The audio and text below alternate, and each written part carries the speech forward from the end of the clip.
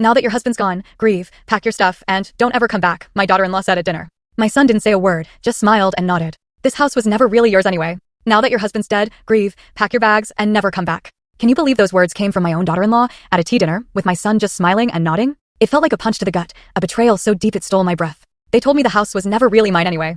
I moved out without a word the next day, but the dining room, where we'd had that awful dinner, felt different without Noel's presence. The mahogany table, which had hosted countless family meals, now seemed too large, too empty. Even with the three of us sitting there, I kept glancing at his empty chair, half expecting to see him with his gentle smile. It had been exactly 1 week since we buried my husband of 32 years. 1 week since I'd stood at his graveside, feeling like half of my soul had been ripped away. The grief still sat heavy in my chest, making every breath feel labored. "Pass the potatoes, Myrtle," Romy said, her voice sharp enough to cut glass. My daughter-in-law had never been warm with me, but that night, there was something colder, something truly chilling. My hands still trembled slightly as I reached for the serving bowl. The funeral had drained me more than I'd expected. At 71, I thought I'd prepared myself for this day, but nothing could have prepared me for the hollow ache that followed me everywhere. My 43-year-old son, Wade, sat between us like a referee who'd already chosen sides. He'd barely looked at me all evening, his attention focused entirely on Romy, his wife of 15 years. The son who used to crawl into my lap when he had nightmares couldn't even meet my eyes. "The service was beautiful, wasn't it?" I offered, trying to fill the suffocating silence. "Your father would have loved seeing so many people there." Romy set down her fork with deliberate precision. "Yes. Well, that's actually what we need to discuss with you, Myrtle."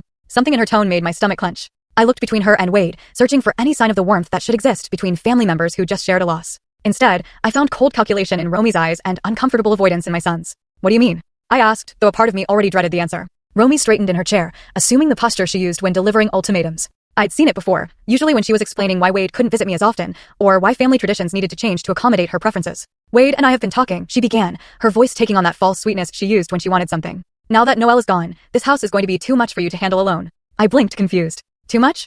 I've been managing this house for over 30 years. I know every creaky floorboard and temperamental faucet." "Yes, that's exactly the problem," Romy continued, her mask of pleasantness slipping slightly. "You're not getting any younger, and maintaining a house this size is expensive. Wade and I think it would be best if you moved somewhere more suitable." The words hit me like a physical blow. "Moved. This is my home," I said, my voice rising slightly. "Noel and I built our life here. Wade grew up here." Wade finally spoke, his voice barely above a mumble. "Mom, Romy's right. The upkeep alone is going to be overwhelming for you." "I'm not helpless, Wade," I said, hearing my voice crack slightly. "And this house, your father and I saved for years to buy this place. Every room holds memories of our life together." Romy's expression hardened. "Memories don't pay utility bills or property taxes. Be practical, Myrtle."